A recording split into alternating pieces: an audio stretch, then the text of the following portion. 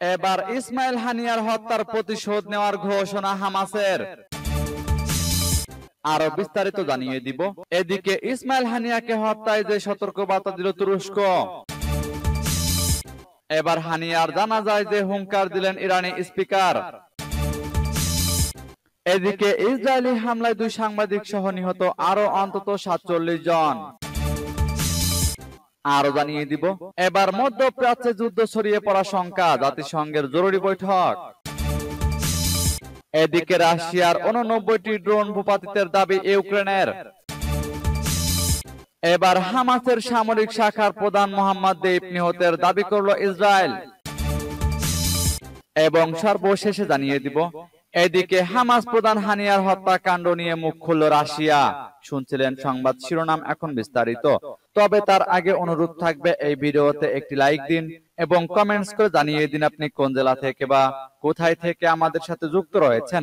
এবং সংবাদের সর্বশেষ গুরুত্বপূর্ণ আপডেট পেতে চ্যানেলটি সাবস্ক্রাইব করে আমাদের সঙ্গেই থাকুন।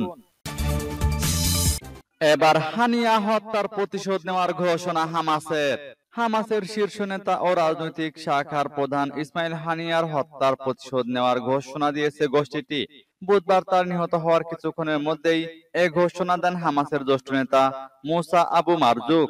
ইরানের নতুন প্রেসিডেন্ট মাসুদ পেজেশকিয়ানের অভিষেক অনুষ্ঠানে যোগ দিতে তেহরানে গিয়েছিলেন হানিয়া। সেখানে বুধবার এক হামলায় নিহত হন তিনি এবং তার এক দেহরক্ষী। যে বাড়িতে অবস্থান করছিলেন হানিয়া, সেই বাড়িটি উড়িয়ে দিয়েছে হামলাকারীরা। এই ঘটনার পর হামাস পরিচালিত টেলিভিশন চ্যানেল আল আকসা টিভিতে হানিয়ার মৃত্যুর খবর নিশ্চিত করে মুসা আবু মারজুক বলেন, আমাদের ভাই নেতা মুজাহিদ এবং সরকার প্রধান ইসমাইল হানিয়া ইহুদি জায়নবাদীদের হামলায় নিহত হয়েছেন। আমরা এই কাপুরুষোচিত হামলার জবাব দেব এবং হত্যার জন্য যারা দায়ী তাদেরকে অবশ্যই শাস্তি পেতে হবে।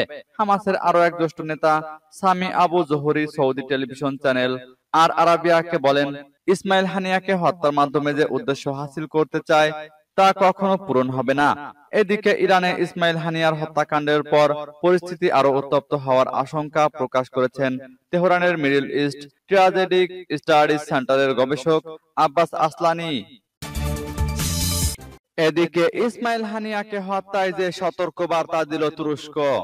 ইরানের তেহরানে গুপ্ত হত্যার শিকার হয়েছেন ফিলিস্তিনের সশস্ত্র সংগঠন হামাসের প্রধান ইসমাইল হানিয়া। হামাস প্রধানের নিহতের ঘটনায় নিন্দা জানিয়েছে তুরস্ক। বুধবার সকালে তেহরানে তার বাসভবনে হামলা হলে হানিয়া ও তার এক দেহরক্ষী নিহত হয়েছেন বলে নিশ্চিত করেছে ইসলামিক রেভলিউশনারি গার্ড কর্পস, খবর আনাদুলু এজেন্সির। তুরস্কের পররাষ্ট্র মন্ত্রণালয় এক বিবৃতিতে জানিয়েছে, হামাস নেতা ইসমাইল হানিয়াকে হত্যা একটি জঘন্য ঘটনা।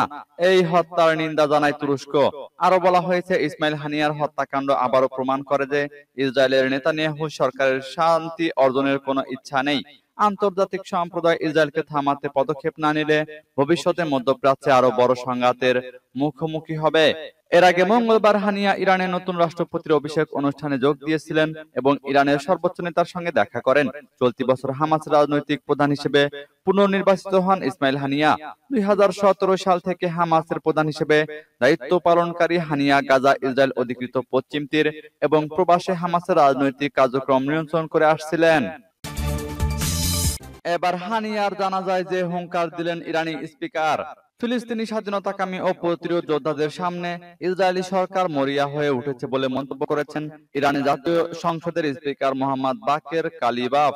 তিনি হুঁশিয়ারি উচ্চারণ করে বলেন, ইসরায়েলি সরকারকে তাদের হত্যাকাণ্ডের জন্য চড়া মূল্য দিতে হবে। বৃহস্পতিবার হামাস নেতা ইসমাইল হানিয়ার জানাজা অনুষ্ঠানে ভাষণ দিতে গিয়ে তিনি এ হুঙ্কার দেন। এর আগে এদিন সকালে ফিলিস্তিনি স্বাধীনতাকামী সংগঠন হামাসের রাজনৈতিক প্রধান ইসমাইল হানিয়া এবং তার নিরাপত্তারক্ষীর জানাজা নামাজ সম্পন্ন হয়। তেহরান বিশ্ববিদ্যালয়ে আয়োজিত এ জানাজা নামাজ পরিচালনা করেন ইরানের সর্বোচ্চ নেতা সাইয়েদ আয়াতুল্লাহ আলী খামেনি। জানাজায় উপস্থিত হাজার হাজার মানুষ হামাস প্রধান ইসমাইল হানিয়া ও ওয়াসিম আবু সাবান নামে তার দেহরক্ষীর প্রতি গভীর শ্রদ্ধা জানান। নিহত হামাস কর্মকর্তার শোক মিছিলে বিপুল সংখ্যক ইরানি জনতা অংশ নেন। জানাজা অনুষ্ঠানে ভাষণ দিতে গিয়ে ইরানের পার্লামেন্টের স্পিকার মোহাম্মদ বাকের কালিবাফ বলেছেন, তেল আবিব সরকারের অপরাধের মূলে রয়েছে প্রতিরোধ বাহিনীকে মোকাবেলা করার ক্ষেত্রে তার অক্ষমতা। এদিকে ইসরায়েলি হামলায় 2 সাংবাদিক সহ নিহত আরো অন্তত 47 জন। অবরুদ্ধ গাজায় ইসরায়েলি বাহিনীর হামলায় আল জাজিরা 2 সাংবাদিক সহ গত 24 ঘন্টায় আরো 47 জন ফিলিস্তিনি নিহত হয়েছেন, আহত হয়েছেন 77 জন। এ নিয়ে গত 7 অক্টোবর থেকে এ পর্যন্ত মোট নিহতের সংখ্যায় পৌঁছেছে 39,447 জনে এবং আহতের সংখ্যা দাঁড়িয়েছে 91,073 জনে। বুধবার এক বিবৃতিতে গাজার স্বাস্থ্য মন্ত্রণালয় এ তথ্য নিশ্চিত করেছে। বিবৃতিতে বলা হয়েছে, গাজায় ইসরায়েলি শাসকদের আগ্রাসনে গত 24 ঘন্টায় অন্তত 45 জন ফিলিস্তিনি নিহত ও 77 জন আহত হয়েছেন।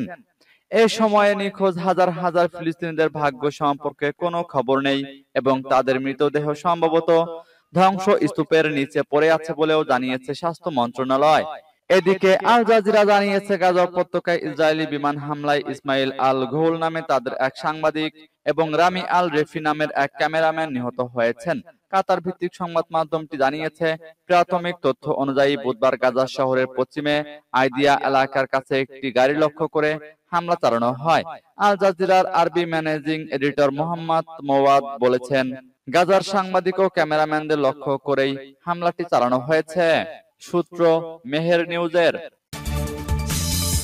এবার মধ্যপ্রাচ্যে যুদ্ধ ছড়িয়ে পড়া শঙ্কা, জাতিসংঘের জরুরি বৈঠক। হামাসের রাজনৈতিক প্রধান ইসমাইল হানিয়ার মৃত্যুর জেরে মধ্যপ্রাচ্যে বড় আকারে যুদ্ধ ছড়িয়ে পড়া শঙ্কা করছে জাতিসংঘ। বুধবার এই ইস্যুতে জরুরি বৈঠক আয়োজন করা হয় নিরাপত্তা পরিষদে, খবর আনাদুলু এজেন্সির। সেখানেও ছড়ায় উত্তাপ।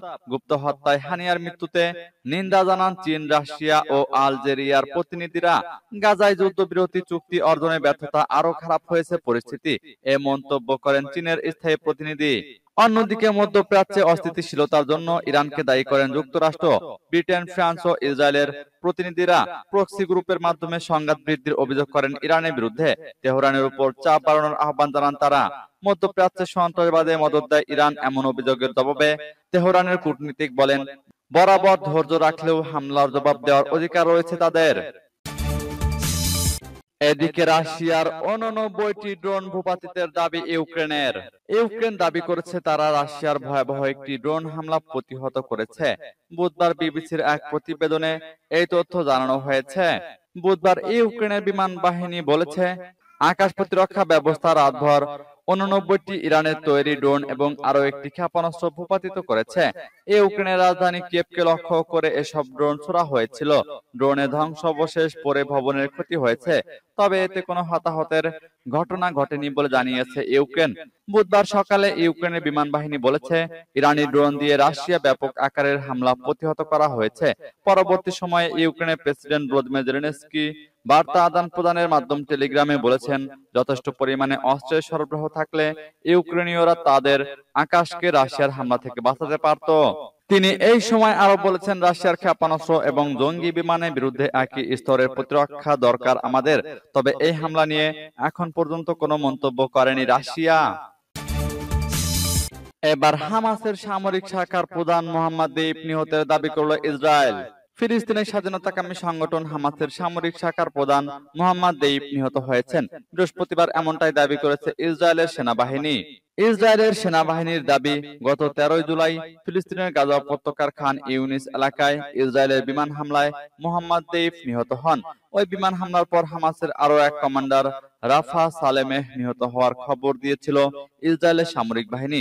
বলা হয়েছে, তখন মোহাম্মদ দেইফ নিহত হওয়ার সত্যতা যাচাই করা সম্ভব হয়নি। ইরানের রাজধানী তেহরানে এক হামলায় হামাসের রাজনৈতিক শাখার প্রধান ইসমাইল হানিয়ার হত্যার খবর জানার একদিন পর সংগঠনটির সামরিক শাখার প্রধান মোহাম্মদ দেইফ নিহত হওয়ার খবর জানা গেল। ইরানের রাষ্ট্রীয় টেলিভিশন বুধবার সকালে হানিয়ার নিহত হওয়ার খবর প্রচার করে। টেলিভিশনের খবরে বলা হয়েছে, তেহরানে চালানো হামলায় হানিয়া ও তার এক দেহরক্ষী নিহত হয়েছেন। ইরানের নতুন প্রেসিডেন্ট মাসুদ পেজেশকিয়ানের শপথ অনুষ্ঠানে যোগ দিতে তেহরানে গিয়েছিলেন হানিয়া।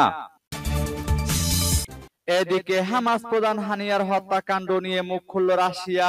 ফিলিস্তিনের স্বাধীনতাকামী গোষ্ঠী হামাসের প্রধান ইসমাইল হানিয়ার হত্যাকাণ্ডের নিন্দা জানিয়েছে রাশিয়া।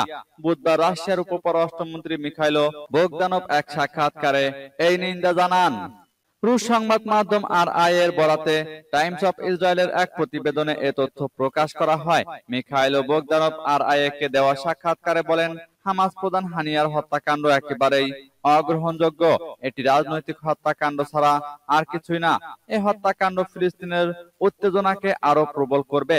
ইরানের রাজধানী তেহরানে এক হামলায় হামাসের রাজনৈতিক প্রধান ইসমাইল হানিয়া নিহত হয়েছেন বলে নিশ্চিত করেছে হামাস। এ সময় তার এক দেহরক্ষীও নিহত হয়েছেন। ইরানের ইসলামিক রেভলিউশনারি গার্ড কর্পসের এক বিবৃতিতে জানায়, হানিয়া যে ভবনে অবস্থান করছিলেন সেখানে হামলা চালানো হয়েছে। তবে হানিয়াকে কিভাবে হত্যা করা হয়েছে সে বিষয়ে বিস্তারিত তথ্য জানায়নি ইরান। দেশটির রেভলিউশনারি গার্ড বলছে, ঘটনার তদন্ত চলছে। উল্লেখ্য, মঙ্গলবার ইরানের প্রেসিডেন্ট মাসুদ পেজেশকিয়ানের শপথ অনুষ্ঠানে যোগ দেওয়ার জন্য হানিয়া তেহরানে গিয়েছিলেন।